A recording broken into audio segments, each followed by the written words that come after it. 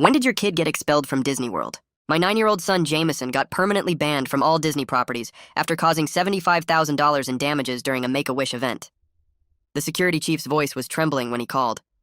Sir, your son has destroyed a parade float and attacked Goofy. We need you here now before police arrest him. I could hear chaos, kids screaming, sirens, someone shouting about evacuating Fantasyland. Jameson had been invited by his classmate whose Make-A-Wish was to take his whole class to Disney.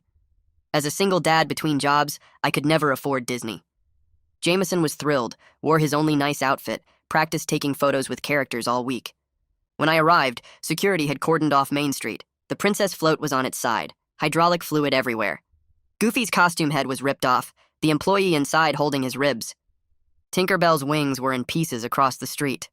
In the middle sat Jameson, holding Mickey's severed ear, his nice shirt destroyed, knuckles bleeding from punching through fiberglass. The park manager was purple with rage. Your son is psychotic! He traumatized hundreds of children. This is felony destruction. Parents were filming everything. I recognized several from school, the ones whose kids had annual passes in Disney vacation homes. Jameson, what happened? I fixed something broken, Dad.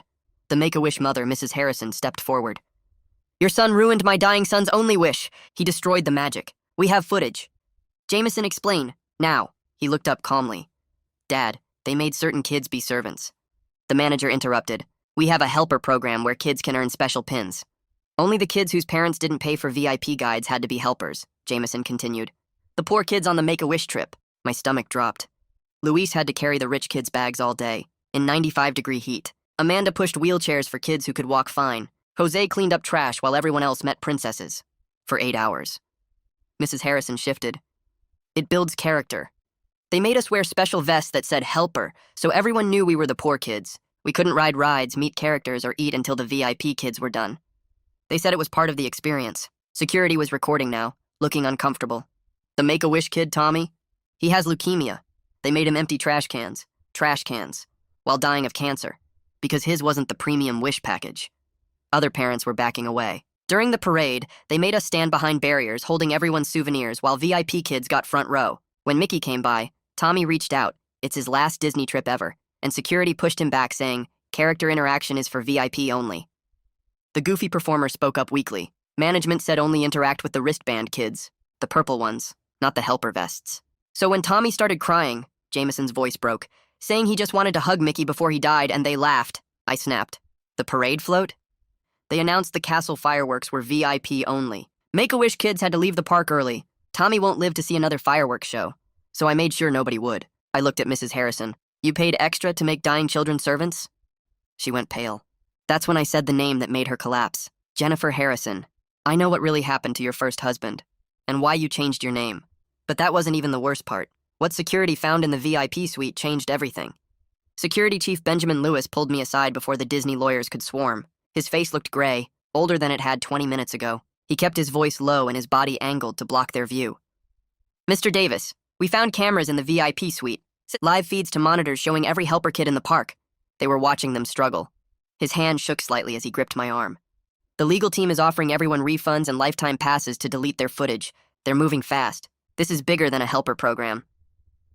I watched 3 mothers across the cordoned area, accepting papers from suited Disney representatives, their phones already out, fingers moving across screens. One woman I recognized from Jameson's school was nodding, taking a thick envelope. The park manager stood nearby with his arms crossed, watching the parents like he was counting something. Benjamin pulled out his own phone and showed me a screenshot before quickly pocketing it again. I sent this to myself before they locked down everything. You need to see what your son was really fighting against. A woman in a dark blazer appeared through the crowd, her badge catching the emergency lights. Detective Lily Swift from Orlando Police moved with purpose, not the casual authority of park security. She stepped between me and the Disney staff forming around us. I need Mr. Davis separated from Disney personnel immediately. This is now a criminal investigation. Her voice carried across the chaos, making several lawyers freeze mid-conversation. She looked at Benjamin. Who called this in as potential child abuse? He raised his hand slightly and I saw his jaw set. She nodded once, then turned to me. Sir, I need your full statement before corporate attorneys can influence your memory of events. My unit handles exploitation cases. Come with me now.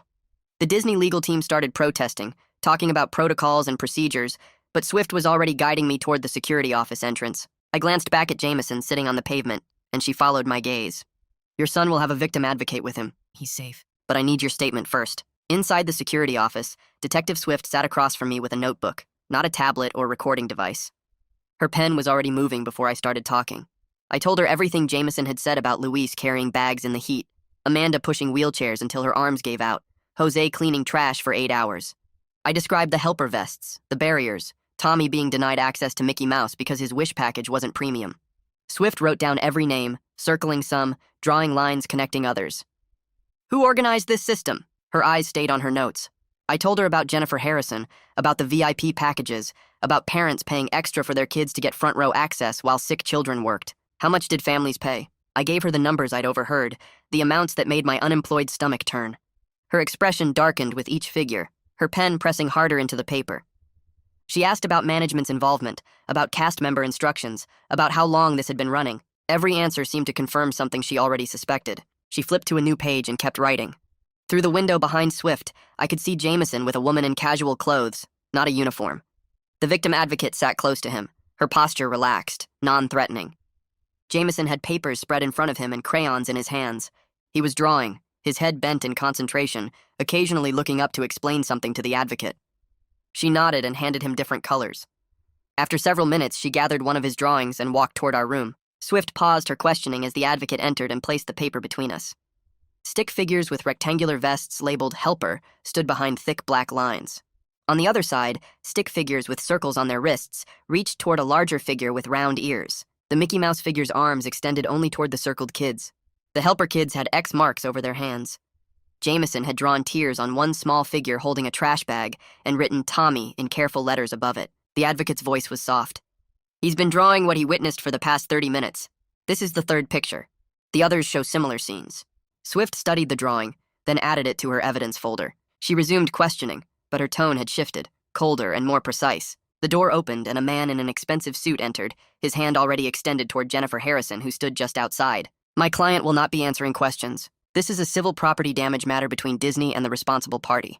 He moved to position himself between Swift and the door. The detective didn't stand or react. She finished writing her current sentence, then looked up calmly. Your client organized a system where children, including terminally ill children, performed labor for 8 hours in exchange for access to an event they were already promised. That triggers mandatory reporting under Florida child abuse statutes. She tapped her pen on her notebook. Whether parents consented is irrelevant when the labor involves sick children being denied food, water, and medical considerations. I've already filed the report with Child Protective Services. This is now a criminal investigation regardless of Disney's property damage claims. The lawyer's confidence faltered slightly. He tried again, talking about consent forms and volunteer programs, but Swift cut him off.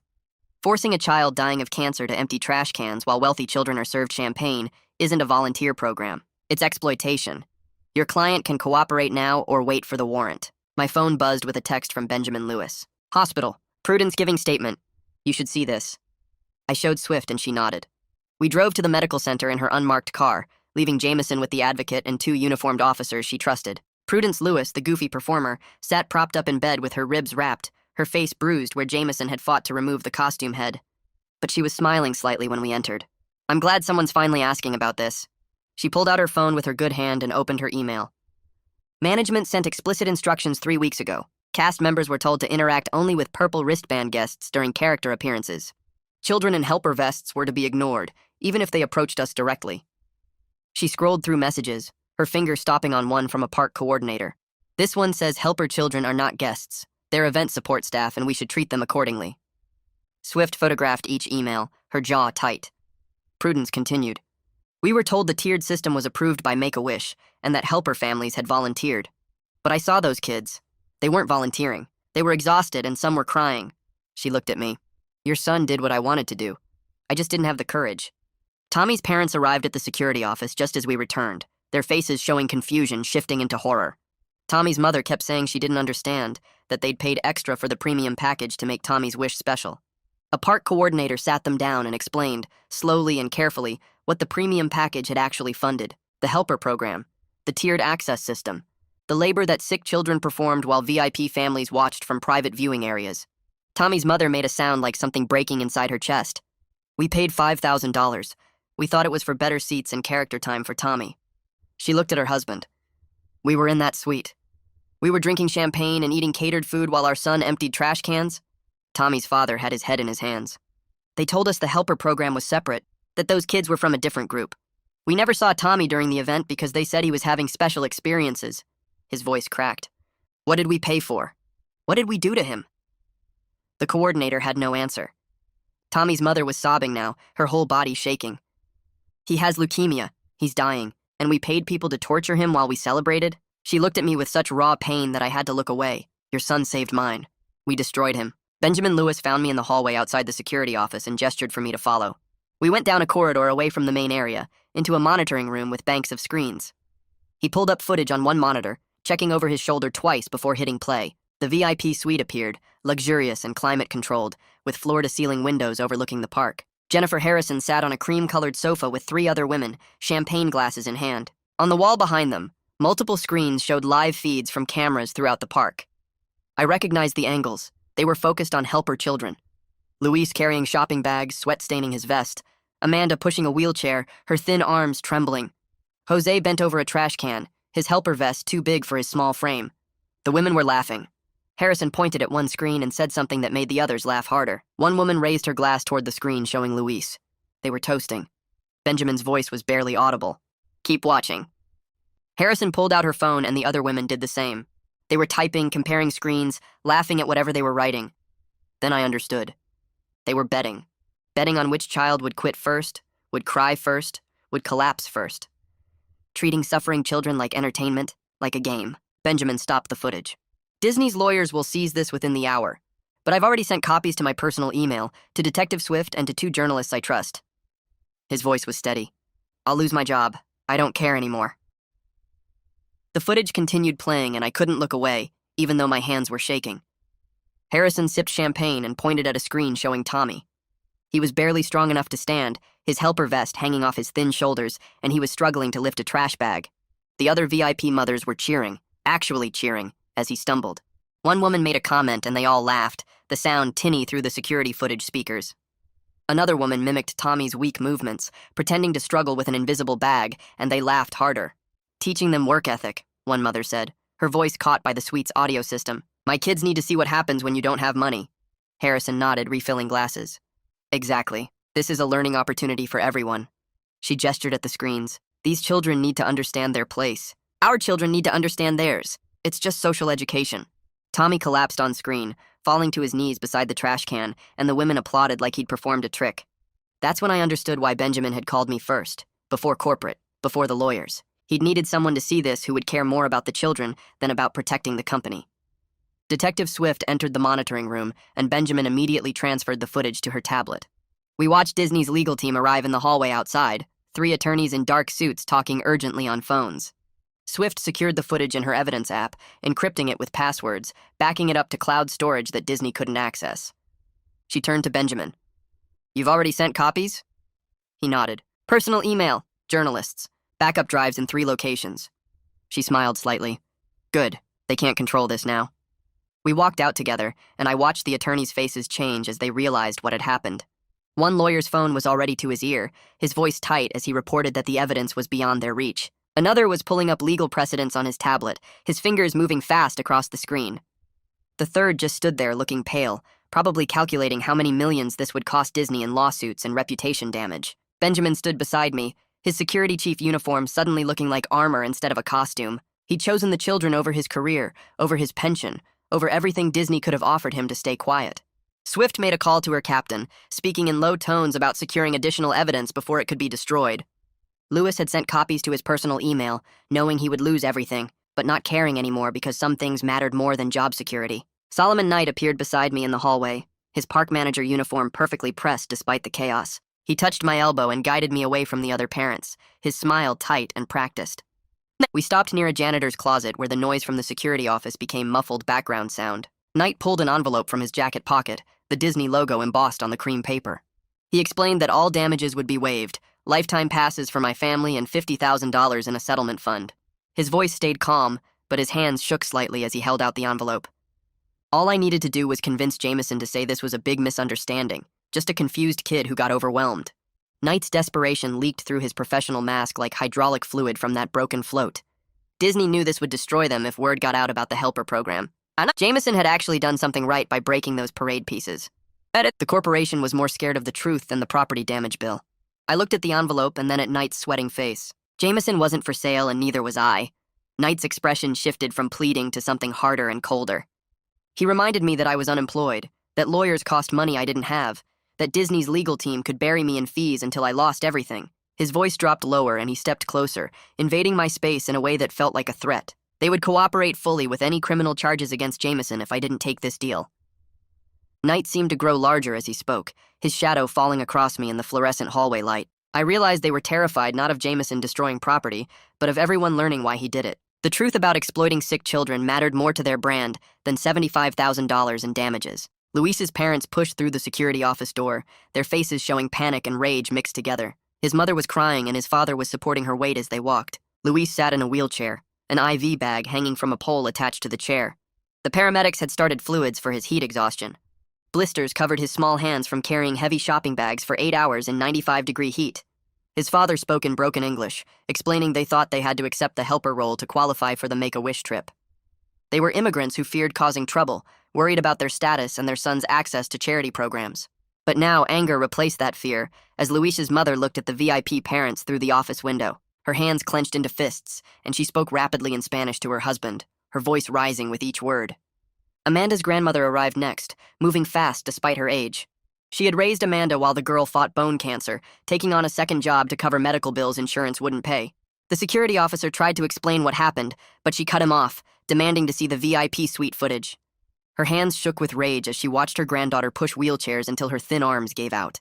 Amanda had barely recovered from her last round of chemo, and pushing heavy wheelchairs for hours could have damaged her already weak body. The grandmother pulled out her phone and started making calls, her voice turning cold and precise. She was a retired lawyer, and she knew exactly who to contact.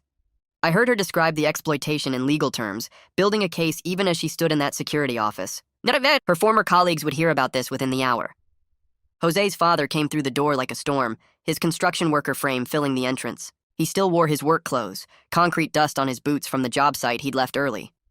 Taking unpaid time off had cost him, but he'd wanted to give Jose this special day. Someone showed him the VIP suite footage, and he watched the wealthy mothers laugh at his son struggling with trash bags. His fist went through the drywall before anyone could stop him, leaving a hole surrounded by cracks. Security officers moved toward him, but Detective Swift raised her hand to stop them. She said she would probably do the same thing if someone treated her kid like that. Jose's father stood with his bleeding knuckles pressed against his work pants, breathing hard and staring at Jennifer Harrison through the office window. Jennifer tried to leave, gathering her designer purse and smoothing her expensive dress. Detective Swift blocked the doorway, her police badge visible on her belt. Swift explained that Harrison wasn't under arrest, but she wasn't free to go until all statements were collected. Harrison's careful mask slipped and her real face showed through, twisted with contempt. She hissed that her lawyers would destroy everyone here, that she had connections these people couldn't imagine. Her voice rose loud enough for everyone in the hallway to hear. Swift didn't move from the doorway, just stood there with her arms crossed and her expression neutral. Harrison's lawyer appeared and started making demands about his client's rights, but Swift ignored him, focused entirely on Harrison's face. I spoke loud enough for everyone in both rooms to hear. Jennifer Hartley, wanted for questioning in her first husband's suspicious death in Connecticut 15 years ago.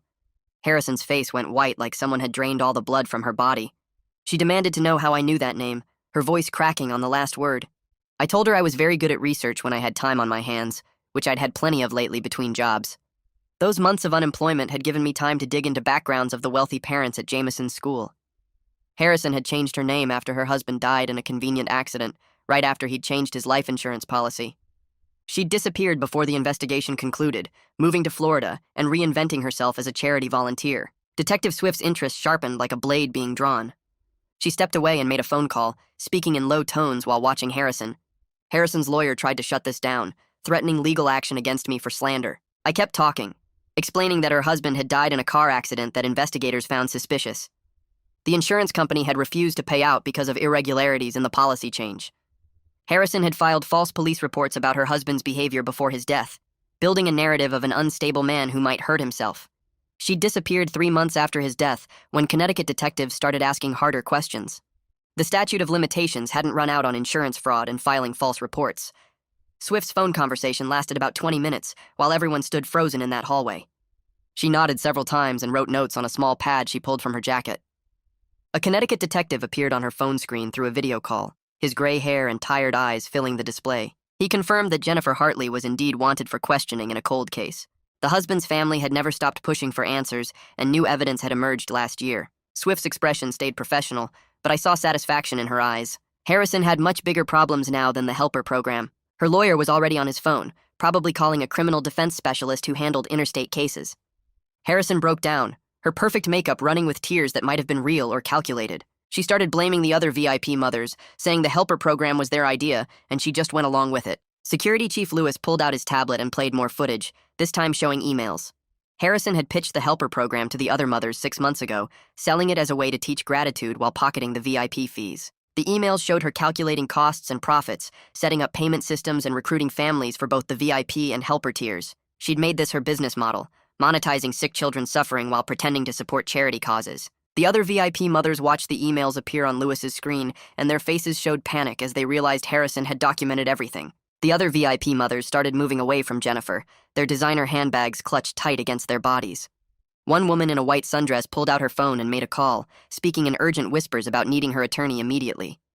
Another mother grabbed her daughter's hand and pushed through the crowd toward the exit, not looking back at the chaos she was leaving behind. The third VIP mother stood frozen near the office door, her face pale as she watched the security footage play again on Lewis's tablet. Her lawyer appeared within minutes, a man in an expensive suit who immediately started talking about his client's limited involvement and her willingness to cooperate fully with any investigation. The white sundress woman's lawyer arrived next, then another, until the hallway filled with expensive legal representation, all trying to distance their clients from Jennifer. They spoke in careful legal language about misunderstandings and misrepresentations, claiming Jennifer had told them the helper program was a voluntary character-building opportunity approved by Make-A-Wish and Disney management. One lawyer produced text messages showing Jennifer describing the program as teaching gratitude and work ethic to children from disadvantaged backgrounds. Another had emails where Jennifer assured parents that all activities were supervised and age-appropriate, with no mention of 8-hour labor shifts or denial of basic needs. The lawyers formed a protective barrier around their clients, while simultaneously throwing Jennifer under every bus they could find. I watched their faces as they realized Jennifer had documented her entire operation in those emails, creating a paper trail that implicated everyone who paid into her system. Swift pulled on latex gloves and picked up Jennifer's designer purse from the security desk, dumping its contents onto a clean section of the table. Lipstick, wallet, keys, breath mints, and a small leather notebook tumbled out. Swift opened the notebook carefully, photographing each page with her phone before reading aloud. The notebook contained detailed plans for expanding the helper program to other charity events across Florida and eventually nationwide. Jennifer had written contact information for coordinators at various children's charities, with notes about which organizations had the most desperate families and the least oversight. One page listed potential venues with capacity estimates and projected revenue per event. Another page broke down the cost structure, showing how much to charge VIP families versus how little to spend on helper children, with profit margins calculated in neat columns. Swift's voice got quieter as she read notes about targeting families who were immigrants or single parents, people Jennifer described as less likely to complain or understand their rights. The notebook showed Jennifer had already run similar schemes at 3 other charity events in the past 6 months, collecting VIP fees while sick children provided unpaid labor. One entry described a cancer research fundraiser where helper kids served food to donors for 6 hours. Another detailed a diabetes awareness event where children in wheelchairs were made to hand out pamphlets in the summer heat. Swift photographed every page methodically, while Jennifer's lawyer tried to argue the notebook was personal property that couldn't be seized without a warrant. Swift ignored him and kept photographing, her jaw set in a hard line. Tommy's father stood near the back of the security office, a thin man with glasses and the exhausted look of someone who'd spent months in the hospital waiting rooms. He wore a Make-A-Wish volunteer shirt and khaki shorts, his phone in his hand as he stared at Jennifer with an expression I couldn't quite read. When everyone's attention focused on Swift reading from the notebook, Tommy's father moved closer to where Jennifer's laptop sat open on the security desk. His fingers moved across the keyboard with quick confidence, the muscle memory of someone who spent their life working with computers. Security Chief Lewis noticed but didn't stop him, just shifted his position to block the view from Jennifer's lawyer. Tommy's father's face changed as he read whatever appeared on the screen, his expression shifting from tired sadness to pure rage. He turned the laptop so Swift could see, and she stopped reading from the notebook to look at the spreadsheet displayed on the screen. The spreadsheet tracked helper program revenue across multiple charity events with dates, locations, number of VIP families, fees collected, and expenses. The expenses column showed minimal costs for helper children, mostly the vests and some basic supplies, while the revenue column showed thousands of dollars per event. Tommy's father scrolled down, revealing 6 months of data showing Jennifer had collected over $200,000 by monetizing sick children's labor at charity events that were supposed to help those same children. One tab in the spreadsheet listed future events already scheduled, with projected revenue that would have brought her total to $500,000 by year's end. Another tab contained contact information for families, separated into VIP tier and helper tier, with notes about each family's financial situation and likelihood of complaints. The room went completely silent as everyone processed the scope of what Jennifer had built. She hadn't just exploited children at one Disney event, she'd created an entire business model around turning charity into profit by making the most vulnerable children serve the wealthy ones. Lewis looked sick as he scrolled through more spreadsheet tabs, showing Jennifer's systematic approach to identifying desperate families through charity organizations, then offering them access to wish events in exchange for their children's labor. She'd targeted families dealing with cancer, diabetes, genetic disorders, and terminal illnesses, people so grateful for any opportunity that they'd accept terms they'd never agree to under normal circumstances. The spreadsheet showed she'd refined her pitch over time, learning which phrases convinced families to participate and which red flags to avoid mentioning. She'd built relationships with charity coordinators by making generous donations, then used that access to recruit both VIP and helper families. Disney was just her biggest venue because it offered the most profit potential, but she'd been running smaller versions of this scheme for months at hospitals, fundraisers, and awareness events. One tab listed potential expansion cities with notes about which had the wealthiest donor bases and the least regulatory oversight. Jennifer had turned suffering into a franchise opportunity, and she'd gotten careless at Disney because she thought the corporation's desire to avoid bad publicity would protect her. Jameson sat in a chair against the wall with the victim advocate beside him, a kind-faced woman who'd given him juice and crackers while the adults argued. Swift knelt down in front of Jameson, her voice gentle but professional, as she explained she needed to hear what happened in his own words. Jameson looked at me and I nodded, giving him permission to tell the truth. His voice came out steady despite being only 9 years old, describing the helper program with the clear detail of a child who'd paid close attention to injustice. He told Swift about watching Tommy struggle to lift a trash bag that was almost as big as he was, how Tommy's hands shook from weakness, and he had to stop 3 times to rest. He described Luis carrying heavy backpacks in the heat, sweat soaking through his helper vest until his lips went white and he stumbled. He talked about Amanda pushing a wheelchair for a girl who could walk fine, but whose mother paid extra for the service. Amanda's thin arms trembling from the effort, until she finally sat down crying that she couldn't do it anymore. Jameson explained how the helper kids weren't allowed to eat until all the VIP kids finished their meals, and by then the food was cold and there wasn't much left. He described being told to stand behind barriers during the parade, holding bags and souvenirs while the VIP kids got front row spots and character interactions. His voice cracked when he talked about Tommy reaching for Mickey Mouse, this little kid with cancer who just wanted one hug before he died, and security pushing him back saying character time was for VIP wristbands only.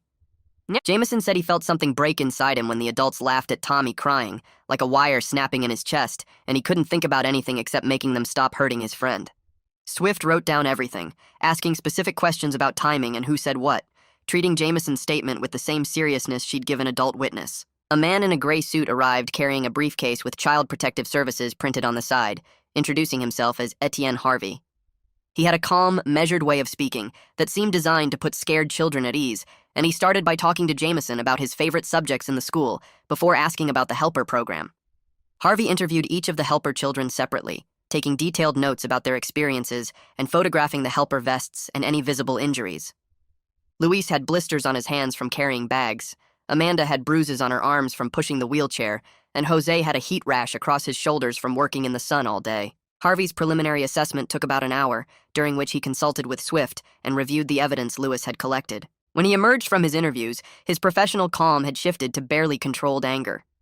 He told Swift that the helper program constituted child exploitation under Florida law because children were required to perform labor in exchange for access to an event that was supposed to be a charitable gift. The fact that labor was exchanged for access to the wish fulfillment elevated this beyond simple negligence into potential trafficking territory, since the children's participation wasn't truly voluntary when their families were told it was required for the Make-A-Wish experience. Harvey's report stated that all helper children showed signs of physical exhaustion, emotional distress, and potential trauma from being systematically treated as servants. He recommended immediate intervention and long-term counseling for every child involved, and his language made clear this was now a felony investigation. The Disney legal team had been huddled in Solomon Knight's office making urgent phone calls, but now they emerged looking like people who'd just accepted their worst nightmare was real. The lead attorney, a woman with steel gray hair and an expression that suggested she'd handled corporate disasters before, asked to speak with Swift privately. They talked in low voices near the security monitors while the rest of us waited, and I watched the attorney's face shift from damage control mode to throwing Jennifer under the bus completely. When they returned, the attorney made a formal statement for the record, claiming that Jennifer Harrison had misrepresented the helper program to the park management, telling them it was an approved Make-A-Wish volunteer opportunity where children earned special recognition pins. She produced emails showing Jennifer's communications with Disney staff, carefully edited messages that made the program sound like a character-building activity rather than child labor. The attorney claimed cast members were following what they believed were legitimate protocols provided by Make-A-Wish Foundation, and that Disney had no knowledge of the exploitation until Jameson's actions brought it to light. She announced Disney would cooperate fully with law enforcement, provide all requested documentation, and implement immediate policy changes to prevent similar situations. The attorney's carefully worded statement put all blame on Jennifer while positioning Disney as a victim of her deception, and I realized they'd made the calculation that protecting the corporation meant sacrificing her completely. Swift pulled out her handcuffs and approached Jennifer, who'd been sitting in shocked silence since Tommy's father found her spreadsheets. Swift read Jennifer her rights in a clear voice that carried through the security office, the familiar words from TV shows suddenly real and immediate. Jennifer was arrested on the Connecticut warrant for questioning in her first husband's death, with additional charges pending for the helper program exploitation. As Swift clicked the handcuffs around Jennifer's wrists, Jennifer started screaming that I'd ruined everything, that she'd built something profitable, and I'd destroyed it out of jealousy. Her voice went high and desperate as she yelled that Jameson was a violent psychopath, and I was an unemployed loser who couldn't handle seeing successful people. Swift guided her toward the door while Jennifer kept screaming, her perfect makeup streaked with tears and her expensive clothes rumpled from hours in the security office. I stepped into her path and spoke quietly enough that only she could hear, telling her that Jameson ruined her operation by being braver than any adult in that park. And I just made sure she couldn't run away and start over somewhere else like she did after killing her husband. Jennifer's face twisted with pure hatred, all her careful mask completely gone, and she spat at me before Swift pulled her through the door. I watched her disappear down the hallway in handcuffs, this woman who'd turned children's suffering into profit and felt nothing but relief that she couldn't hurt anyone else. The other VIP mothers stood with their lawyers in a tight cluster near the exit, their faces showing various levels of panic as they realized they might face charges too. Swift approached them with her notebook and explained they were all potentially liable for child exploitation since they'd paid into Jennifer's system and benefited from the helper children's labor. The lawyers immediately started negotiating, offering cooperation agreements where their clients would testify against Jennifer and pay restitution to the helper families in exchange for reduced charges. I watched justice bend in real time as wealth bought better outcomes. These women who'd laughed while watching children suffer on camera, now getting deals because they could afford expensive legal representation. Swift looked disgusted, but accepted the cooperation agreements, knowing that securing testimony against Jennifer was more important than pursuing maximum charges against everyone involved. The VIP mothers would face misdemeanor charges and community service, would pay money to the families they'd exploited, and would be barred from participating in charity events, but they wouldn't see jail time.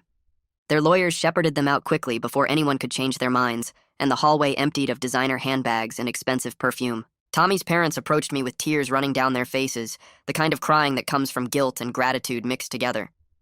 Tommy's mother grabbed my hands and thanked Jameson for being brave enough to act when all the adults had failed, her voice breaking on every word. She said they'd been in the VIP viewing area enjoying special treatment, while their son emptied trash cans, and they'd never forgive themselves for not knowing what was happening. Tommy's father said Jameson was the hero his son needed, someone who saw injustice and refused to accept it, even when it cost him everything. They asked if Tommy could meet Jameson, if their son could thank him personally for standing up when no one else would. I looked at the victim advocate who'd been sitting with Jameson, and she nodded that a brief supervised meeting would be appropriate. I walked over to Jameson and knelt down, telling him that Tommy wanted to see him, and Jameson's face lit up with the first real smile I'd seen since this whole nightmare started. The victim advocate brought Jameson over, and he sat down next to Tommy on the small couch in the corner of the security office. Both boys looked tiny and exhausted, their nice clothes from this morning now rumpled and stained. Tommy's Make-A-Wish shirt had a tear across the front, and Jameson's knuckles were still wrapped in gauze from punching through fiberglass. They sat in silence for a moment, just two 9-year-olds who'd seen adults fail in ways that shouldn't be possible. Tommy spoke first, his voice quiet but steady despite everything he'd been through that day. He told Jameson he was his hero, that nobody had ever stood up for him like that before. Jameson's face crumpled and tears started rolling down his cheeks, the first time he'd cried since this whole thing started. He said he was just so angry that they hurt Tommy, that they made him empty trash cans when he should have been meeting Mickey Mouse. Tommy reached over and hugged Jameson, and Jameson hugged him back, both of them shaking as they cried together. Every adult in that security office was trying not to break down watching these two kids comfort each other after what Harrison had put them through. I wiped my eyes and looked away, giving them their moment while my heart felt like it was squeezed in my chest. A commotion near the entrance made everyone turn as a man in his 30s pushed past the security guard, holding up a press badge. He introduced himself as Will Wynn from the Orlando Sentinel and said someone inside Disney security had tipped him off about what happened here today. He'd been investigating charity event problems for months, tracking complaints and weird patterns in how some organizations operated their fundraisers. Harrison's arrest was exactly the break he needed to prove what he'd been suspecting about exploitation at these events. He looked at me with sharp eyes and asked if I'd be willing to talk about what Jameson saw, what the Helper program really was. I felt everyone in the room watching me, waiting to see if I'd let this become public or keep it contained. Disney's lawyers shifted uncomfortably, and the security chief looked nervous. I thought about Harrison's face when Swift arrested her, about Tommy crying while holding Mickey's souvenirs, about Luis collapsing from heat and Amanda's blistered hands. Then I looked at Jameson and Tommy still hugging on that couch, and I knew what needed to happen. I told Wynn I needed to talk to the other Helper families first before making any decisions about going public. Luis's parents, Amanda's grandmother and Jose's father, all gathered in a corner of the security office, while Disney's lawyers watched with obvious concern. We spoke quietly about what silence would mean versus what publicity might cost us and our kids. Amanda's grandmother said it plainly, that silence protects predators like Harrison and lets them move on to hurt other families somewhere else. Luis's mother agreed, saying her son almost died from heat exhaustion today, and if we stayed quiet, some other child might actually die next time.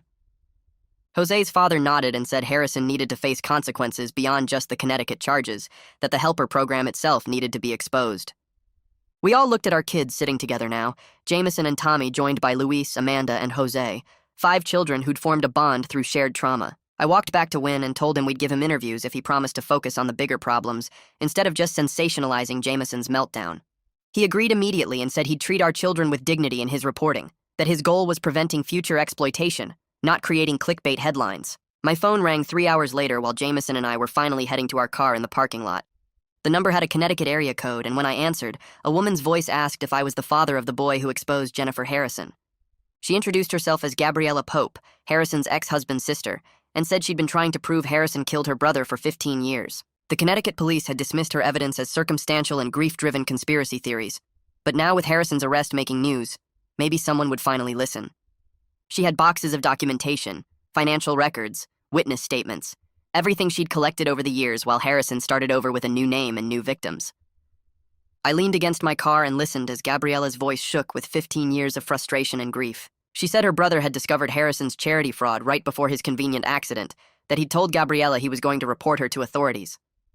3 days later, he was dead in what police ruled an accidental fall down the stairs, and Harrison collected a massive life insurance payout before disappearing. Now Gabriella finally had a second chance at justice because Harrison's pattern was undeniable with the Helper program added to the evidence. Gabriella drove down from Connecticut overnight and met me at a diner near our apartment the next morning. She brought 3 banker's boxes full of documents and spread them across the table while Jameson ate pancakes at the counter. The papers showed Harrison's pattern clearly once you knew what to look for, how she infiltrated charity organizations by volunteering first, then identifying vulnerable families who were grateful and unlikely to complain. She'd run schemes at cancer fundraisers, disability awareness events, foster care charity dinners, always finding ways to exploit the people these organizations were supposed to help. The Helper program was just her latest and most bold operation, but the core pattern remained the same. Gabriella showed me financial records proving Harrison had made over $200,000 in 6 months through various exploitation schemes. Her dead husband had discovered discrepancies in a charity auction Harrison was running, money that should have gone to families in need, but ended up in Harrison's accounts instead. He'd confronted her and told Gabriella he was gathering evidence to take to police. Then came the stares, the insurance payout, and Harrison vanishing to start over somewhere new with a different name. The story broke online at 6 a.m. the next morning with a headline that made my phone start buzzing immediately. Make-A-Wish exploitation ring busted at Disney World appeared on the Orlando Sentinel website with Wynn's byline and detailed reporting about everything that happened. My phone exploded with calls and texts from reporters, morning shows, news networks, everyone wanting interviews and statements. I ignored most of them and turned my phone to silent while Jameson got ready for what we'd agreed to do. Wynn had arranged one televised interview with a local news station if they included Tommy's family and focused on preventing future exploitation rather than just sensationalizing the destruction. The producer had agreed and promised to handle it sensitively, given that children were involved. Jameson was nervous but determined as we drove to the studio, practicing what he wanted to say about why he did what he did. Disney released their official statement while we were in the makeup room at the news station. Their PR team had worked overnight crafting careful language that condemned Harrison while positioning Disney as a victim of her deception. They announced a complete review of all charity event protocols and promised independent oversight going forward. The statement offered free lifetime passes to all helper families and established a victims fund to help with medical bills and other expenses. It felt like damage control, and I knew that's exactly what it was, but I also couldn't ignore that it was real money for families struggling to pay for cancer treatments and hospital stays. Luis's parents would get help with his ongoing medical expenses from the heat exhaustion. Amanda's grandmother could focus on her granddaughter's bone cancer treatment without worrying about bills. Tommy's family would have financial support for his leukemia care. The cynic in me knew Disney was buying goodwill and preventing lawsuits, but the father in me was grateful that these families would have some relief. The backlash against Disney came hard and fast, despite their attempts at damage control. Social media exploded with people canceling their trips and demanding accountability for how the helper program operated under Disney's supervision for an entire day without anyone stopping it. The hashtag about the exploitation started trending, and suddenly cast members were coming forward with their own stories. They posted about being told to ignore helper kids, about management instructions to only interact with purple wristband families, about feeling uncomfortable but being afraid to speak up and lose their jobs. Former employees shared similar experiences from other charity events, suggesting this wasn't just Harrison's scheme, but something that Disney's structure had enabled through their focus on VIP experiences. The company's stock dropped, and their crisis management team was working overtime, but the damage was spreading faster than they could contain it. Jameson and I sat on the studio couch together for the interview, and he was calm and clear as he explained what he saw that day. The interviewer was gentle with him, but asked direct questions about the helper program and what made him snap. Jameson described watching Tommy cry while being denied access to Mickey Mouse, seeing Luis collapse from carrying bags in the heat, hearing Amanda beg for water, and being told helpers had to wait. He talked about the moment when they announced the fireworks were VIP only, and Make-A-Wish kids had to leave early, about knowing Tommy wouldn't live to see another fireworks show. The interviewer asked the question everyone wanted answered, whether Jameson regretted destroying the parade float and attacking the goofy performer. Jameson looked directly at the camera and said he regretted that destroying property was the only way to make adults pay attention to suffering children, that he wished someone in charge had stopped the helper program before it got to that point. His answer was perfect and devastating, and I watched the interviewer's eyes get wet as she thanked him for his courage. The interview aired that evening and went viral within hours. People shared it across every social media platform with comments calling Jameson a hero and praising his moral clarity. Support campaigns started appearing with hashtags about defending children and exposing exploitation. Someone created a fund for Jameson's family that raised thousands of dollars before I even knew it existed. The narrative shifted completely from violent child destroys Disney to child defender exposes systemic exploitation, and suddenly Jameson wasn't a problem to be managed, but a symbol of standing up for vulnerable people. Tommy's parents called me crying happy tears because people were finally understanding what really happened that day. The other helper families sent messages about feeling vindicated and heard. Even strangers on the internet were posting about how Jameson did what adults should have done, how his rage was justified and his actions necessary. I sat with Jameson that night watching the responses pour in, and he asked me if people really thought he was brave or if they were just being nice. I told him the truth, that what he did took more courage than most adults ever show, and that he'd changed things for children who needed someone to fight for them. 3 days after the interview went viral, Disney's legal team called with a settlement offer. They wanted to drop all damage claims against Jameson and issue a formal apology. The lawyer on the phone sounded tired, like he'd been fighting this battle for days and finally lost. He explained that Disney would admit their protocols failed to protect vulnerable children and announce policy changes including independent oversight of all charity events. Cast members would receive mandatory reporting training.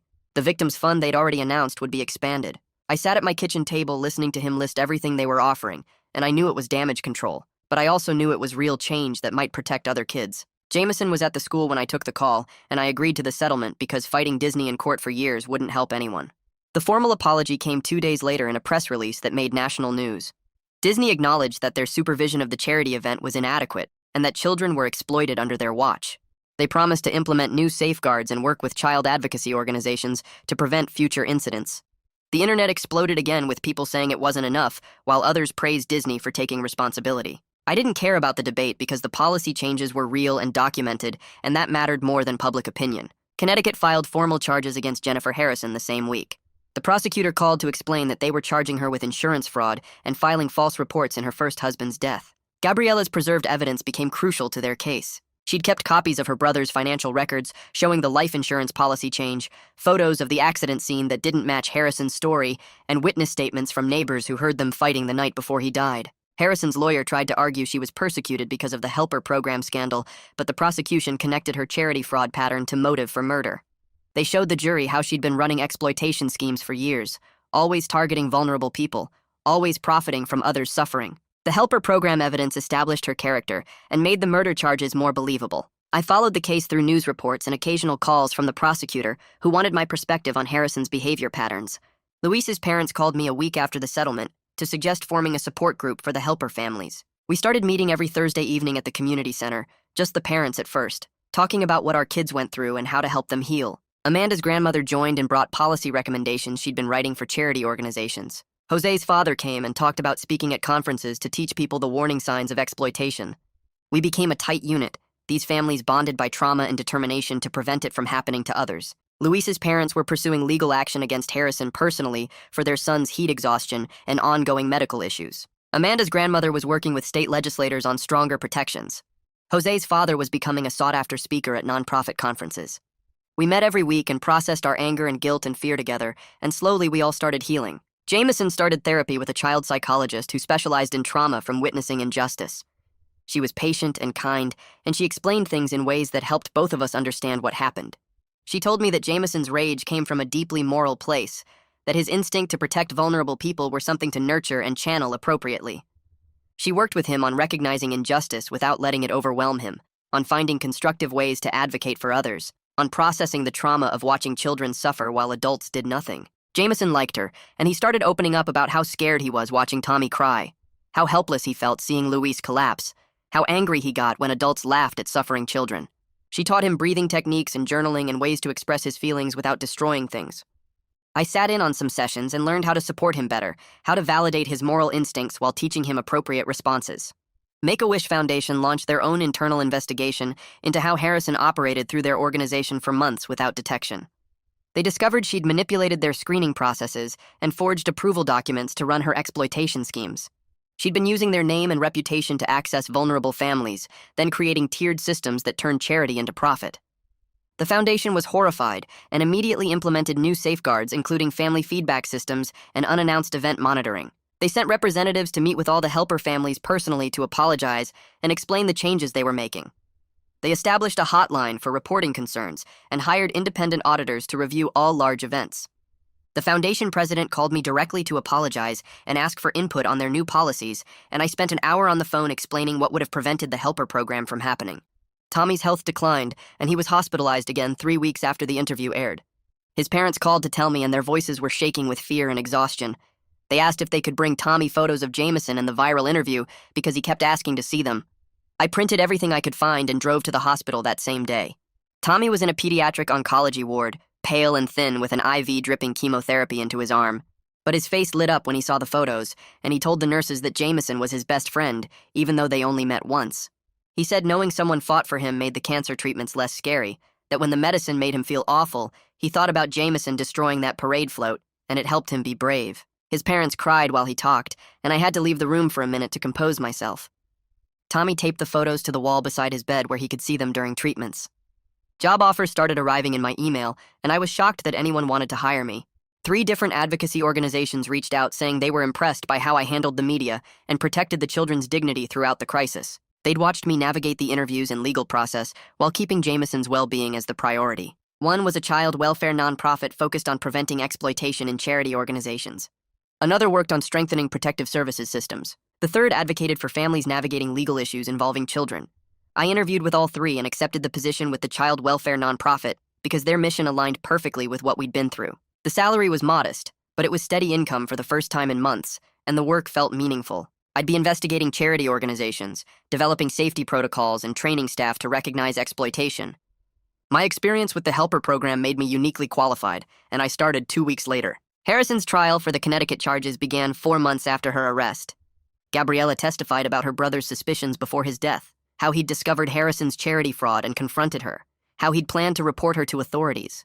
She brought documentation showing Harrison had been running donation scams through multiple organizations, pocketing money meant for cancer research and children's programs. The prosecution connected Harrison's charity fraud pattern to motive for murder, arguing she killed him to prevent exposure. Gabriella was calm and precise on the witness stand, years of grief and determination focused into devastating testimony. Harrison's lawyer tried to discredit her, but the helper program evidence had already established Harrison's pattern of exploiting vulnerable people. I attended the trial when I could, and watching Harrison squirm on the witness stand felt like watching karma work slowly but thoroughly. Her mask was completely gone now, replaced by barely contained rage at being caught. Jameson returned to the school and faced mixed reactions from classmates and their parents. Some parents thought he was a hero, and their kids wanted to be friends with him. Others worried he was violent and dangerous and told their children to stay away. The principal called me in for a meeting to discuss how to handle the situation, and Jameson's teacher suggested he give a presentation about standing up for others. We agreed, and Jameson spent a week preparing with his therapist's help. He gave his presentation to the whole 4th grade, explaining what he saw at Disney and why he reacted the way he did.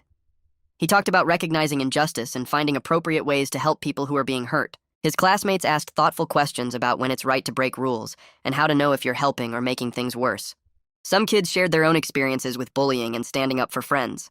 The presentation shifted how other students saw Jameson, from scary kid who destroyed Disney to someone who defended people who couldn't defend themselves.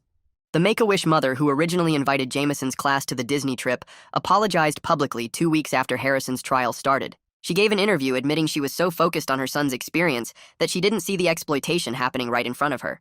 She said she trusted Harrison to organize everything and never questioned the helper program because Harrison presented it as a volunteer opportunity. She cried during the interview and said she'd failed the children who were exploited while she enjoyed VIP treatment. She became an advocate for equity and wish fulfillment after that, working with Make-A-Wish to ensure all families receive the same quality experience, regardless of ability to pay. She joined our support group and sat quietly at first, listening to the helper families process their trauma. Eventually, she started sharing her own guilt and grief, and we helped her heal too because holding on to anger wouldn't help anyone.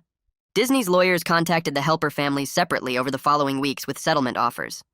Luis's parents called me from their kitchen table, voices thick with emotion as they explained the number on the paper in front of them.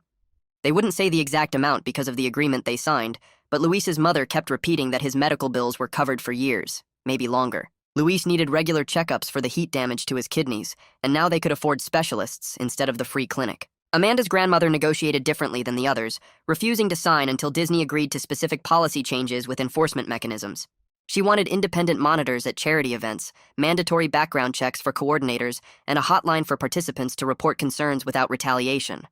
Her settlement included financial compensation, but she cared more about the reforms, telling me on the phone that money couldn't erase what happened to Amanda, but preventing future exploitation might give it meaning. Jose's father got a college fund established for his son, managed by a trust that Disney couldn't touch or reduce.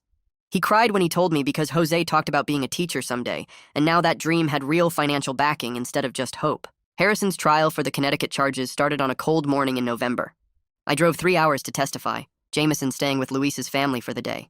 The courthouse was old brick with marble floors that echoed when you walked, and cameras lined the steps outside because the case had gotten national attention after the Disney incident. The prosecutor met me in a witness room and reviewed my testimony, explaining how my account of Harrison's reaction would establish consciousness of guilt. Gabriella sat in the gallery looking tired but determined, clutching a folder of documents about her brother. When I took the stand, the prosecutor asked me to describe the moment I said Harrison's real name at Disney. I explained watching her face drain of color, how she collapsed against the security desk, how she demanded to know how I knew that name. The jury watched footage of that moment on screens throughout the courtroom, Harrison's mask cracking in high definition as her past caught up with her present. Her lawyer tried to discredit me during cross-examination, suggesting I was biased because of Jameson's actions, but the footage spoke louder than any argument. You could see Harrison's guilty knowledge written across her face in that security office, the panic of someone whose carefully constructed lies were falling apart. The jury convicted Harrison on 7 counts of fraud and 2 counts of filing false police reports. The judge sentenced her to 10 years with additional charges pending for the helper program exploitation, and as the bailiffs led her away in handcuffs, she turned and stared at me with pure hatred. Her eyes promised revenge if she ever got the chance, but all I felt was relief that she couldn't hurt more children from prison. Gabriella hugged me in the courthouse hallway afterward, tears streaming down her face as she thanked me for giving her brother justice after 15 years. The Connecticut detective who worked the case shook my hand and admitted they'd given up on ever finding Harrison, that she'd disappeared too completely until Jameson's actions at Disney put her name back in the system. Tommy's parents called 2 weeks later inviting Jameson and me to visit him at the hospital. Tommy's leukemia treatment was aggressive, and he spent most days in a pediatric oncology ward that tried too hard to be cheerful with painted murals and bright curtains. We brought video games and snacks the nurses approved, and when we walked into Tommy's room, his face transformed. He looked smaller than I remembered, thinner, with dark circles under his eyes and an IV pole next to his bed, but he smiled so wide when he saw Jameson, reaching out for a hug despite the tubes in his arm. They set up a racing game on the TV and played for 2 hours while chemotherapy dripped into Tommy's veins, Jameson patient and gentle in ways that made my throat tight. He let Tommy win sometimes, but not obviously, keeping the competition real enough to matter. Tommy laughed until he got tired, then they switched to quieter games and Jameson told him stories about school, while Tommy's eyes drooped. Before we left, Tommy grabbed Jameson's hand and told him he was the bravest person he'd ever met, and Jameson said Tommy was braver for fighting cancer every single day. The other VIP mothers faced misdemeanor charges for their participation in the helper program. Their lawyers were expensive and skilled, negotiating plea deals that resulted in community service and probation instead of jail time. It wasn't perfect justice, and it made me angry watching them walk out of court with minimal consequences, while Harrison got years. But they were publicly shamed in ways that mattered in their social circles, their names attached forever to child exploitation in news articles and court records. The charity organizations they'd worked with banned them from future participation, and their friends stopped inviting them to fundraisers and galas. Sometimes social consequences cut deeper than legal ones, especially for people who valued status above everything else. Their children faced questions at the school about what their mothers did, and several families moved to different districts to escape the attention. Jameson's school invited me to speak at an assembly about advocacy and standing up for others. I was nervous standing on the gymnasium stage in front of 300 students, but Jameson sat in the front row beaming with pride, and that steadied me. I explained that heroes come in all sizes and ages, that recognizing injustice and acting on it matters more than being perfect. I told them about the helper program and why Jameson reacted the way he did, emphasizing that while destruction wasn't the right method, defending vulnerable people were always the right instinct. The principal announced a new program inspired by Jameson's actions, focusing on teaching students to identify and respond to bullying and unfair treatment. They'd have peer mediators and anonymous reporting systems, with training for staff on recognizing exploitation. Several kids raised their hands during questions, asking how they could help friends who were being hurt, and their genuine concern gave me hope that Jameson's explosion might create ripples of positive change. Will won a regional journalism award for his investigative series on charity event exploitation. His articles traced Harrison's pattern across multiple organizations and sparked conversations about regulation and oversight. He credited Jameson and the helper families in his acceptance speech, calling them courageous for speaking truth when institutions wanted silence. His reporting caught the attention of state legislators who started drafting bills to regulate charity event labor practices. I got a call from a committee aide inviting me to testify about the need for stronger protections, and I agreed immediately because this was a chance to turn Jameson's rage into lasting policy change. I testified alongside Amanda's grandmother in front of a packed committee room at the state capitol. We described the helper program in detail, explained how Harrison exploited gaps in oversight, and proposed specific reforms, including mandatory background checks for charity event coordinators and reporting systems for participants to flag concerns. Amanda's grandmother presented her legal analysis of existing laws and their failures, while I spoke about the human cost of exploitation and how it damaged children who were already vulnerable.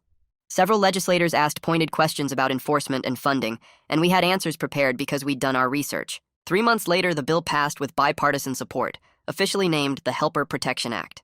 Knowing Jameson's destructive act at Disney created legislation that would protect future children helped both of us process what happened. His therapist said channeling trauma into constructive change was healthy healing, and watching him follow news coverage of the bill with pride showed he understood his actions mattered beyond that one day. Tommy's condition stabilized enough that his doctors cleared him to attend a special Disney event organized specifically for the helper families. Disney wanted to make amends in a tangible way, and they planned a private day at the park with no VIP tiers, no service requirements, just pure access to everything for children who deserved it. Jameson and Tommy rode every ride together, Tommy wearing a hat to cover his hair loss from chemotherapy, but grinning nonstop. They met characters without barriers, ate whatever they wanted, and watched fireworks from the best viewing area in the park. Tommy held Jameson's hand during the castle show, both boys' faces lit by colored lights, and watching them laugh felt like witnessing resilience in its purest form. Luis ran between attractions with energy that proved his kidneys had healed. Amanda pushed her own wheelchair just to prove she could, and Jose collected autographs from every character he met. The parents gathered near the castle, and someone took a group photo that captured all of us smiling. The helper families transformed from exploited servants into honored guests. 6 months after the incident at Disney, all criminal cases were resolved and civil settlements finalized. Harrison sat in prison serving her 10-year sentence with additional charges still pending for the helper program exploitation across multiple states. The helper families had financial security for medical expenses and futures, trust funds and college accounts and medical coverage that removed constant worry about affording treatment. Disney implemented the Helper Protection Act standards nationwide across all their properties before the law even required it, with independent monitors attending charity events and cast members trained to recognize and report exploitation. Luis's parents bought a house with a yard. Amanda's grandmother retired from her advocacy work, knowing she'd created lasting change, and Jose's father got promoted after his employer saw news coverage of his courage speaking out. Jameson and I moved into a better apartment paid for by my nonprofit salary, and he decorated his room with photos of Tommy and the other helper kids, physical reminders that his explosion of rage had protected real children and created real change in systems that had failed them. I moved boxes into our new apartment while Jameson mapped out his room. The nonprofit job paid enough for 2 bedrooms and windows that actually opened. Jameson taped photos across one wall, Tommy grinning despite his bald head, Luis with his arm around Jose, Amanda in her wheelchair surrounded by the other helper kids. He stepped back to examine his work and nodded like he'd built something important. "Dad, I think I want to be a lawyer." I set down a box of kitchen stuff and looked at him. "Yeah? So I can fight for people who can't fight for themselves, like Tommy and Luis and everyone." He touched one of the photos gently. "There's probably lots of kids who need someone to fight for them." I walked over and put my hand on his shoulder, looking at the wall of faces he'd protected. "You'll be incredible at it." Tommy's mom called 3 months later with news that made her voice shake. The cancer was gone, completely gone. The doctors found nothing in his latest scans, and they were using words like remission and cautiously optimistic. She told me that Jameson's friendship gave Tommy something to fight for during the worst treatments, that knowing someone cared enough to destroy a parade float for him made him want to live. They started visiting monthly. Tommy and Jameson would disappear into Jameson's room for hours, building things with blocks or playing games on my laptop. Sometimes I'd hear them talking about the Disney day, processing it together in ways adults couldn't. Their friendship grew beyond the trauma, becoming something real and lasting that had nothing to do with helper vests or parade floats. My supervisor called me into her office 6 months into the job. I thought I'd messed up a case file or missed a deadline. Instead, she offered me a promotion with my own caseload of families dealing with exploitation situations. I'd be the primary advocate for 15 families, helping them navigate systems that didn't care about them. Every time I met with a new family, I thought about Jameson destroying that float. His protective rage created ripples that kept spreading outward, touching people who'd never know his name. I channeled that same energy into systematic change, fighting institutions instead of smashing them, but the core was identical, refusing to accept that vulnerable people deserved less. The mayor's office called about an award ceremony. Jameson would receive a citizenship award for courage in exposing exploitation. I watched him practice his acceptance speech in the bathroom mirror, adjusting his tie and trying to sound serious. He was still 9 years old, still had a gap between his front teeth, but he carried himself differently now. The ceremony filled a room at City Hall with local officials and news cameras. Jameson walked to the podium in his best clothes, the same outfit he'd destroyed at Disney replaced with something newer. He gripped the microphone and looked out at everyone watching him. "I want to thank Tommy for being brave enough to reach for Mickey Mouse even when they told him he wasn't good enough. He's the real hero." I watched people wipe their eyes, saw Tommy's parents holding each other, noticed how the room went completely silent. My 9-year-old son had figured out something most adults never learned, that protecting others mattered more than following rules that protected nobody. Luis went back to the school without kidney problems. His parents sent me photos of him playing soccer, running without pain for the first time in months. Amanda's cancer treatment was working, and her grandmother reported good results from the latest tests. Jose's father got promoted after his company saw news coverage of his advocacy work, impressed that their employee had the courage to speak truth publicly. We met monthly, all the helper families together. The trauma bonded us into something beyond friendship, a chosen family that understood what we'd survived. We celebrated small victories and supported each other through setbacks, knowing we'd always have people who understood without explanation. Jameson's therapist asked to speak with me privately after one of his sessions. She told me he'd processed everything in remarkably healthy ways, that his sense of justice was channeling into school projects about fairness. He'd started a peer mediation program at the school, helping other kids resolve conflicts peacefully. He still got intensely angry at injustice, but he was learning to express it through words and action instead of destruction. She said most kids who experienced what Jameson saw would struggle for years. Instead, he'd turned it into purpose, into motivation to fix broken systems. The explosion at Disney wasn't trauma that damaged him. It was the moment he discovered who he was and what mattered to him. Tommy's family hosted a party on the anniversary of the incident.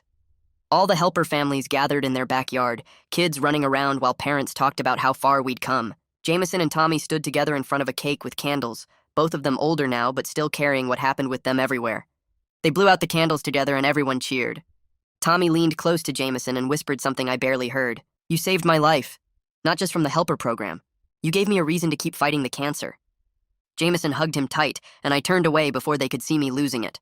The letter from Gabriella arrived in a thick envelope with a Connecticut postmark. She thanked me for giving her brother's case new life, for helping her finally get justice after 15 years of people dismissing her concerns. Jennifer Harrison was in prison, and the truth was public, and her brother's name was cleared.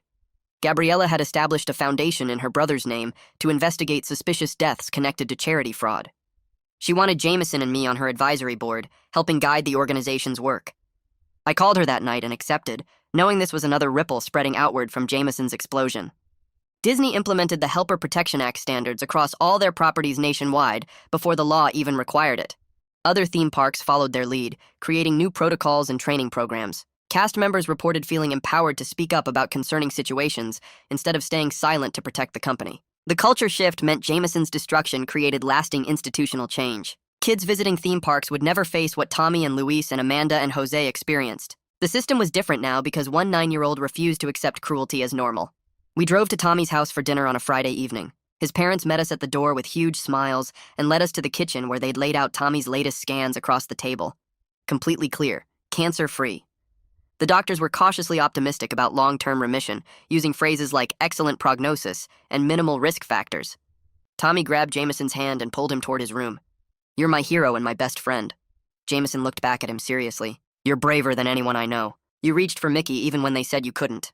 I watched them disappear down the hallway, 2 kids who'd survived something terrible, and come out stronger, and I knew that whatever happened next, Jameson would spend his life fighting for people who needed someone in their corner.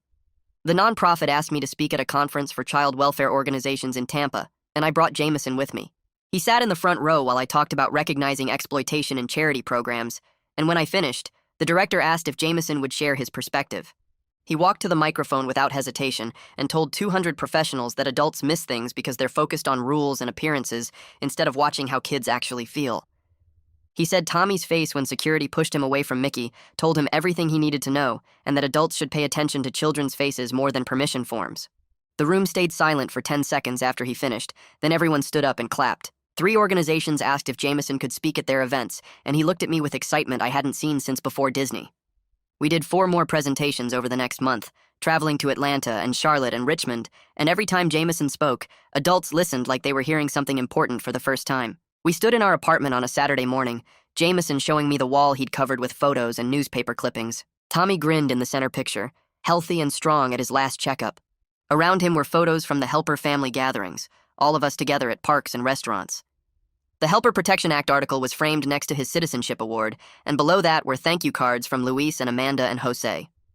Jameson touched the frame holding his award and asked if I was proud of him even though he destroyed so much. I pulled him close and told him I'd never been more proud of anyone in my entire life. His heart saw what needed fixing when everyone else looked away, and his courage changed how vulnerable children would be treated everywhere.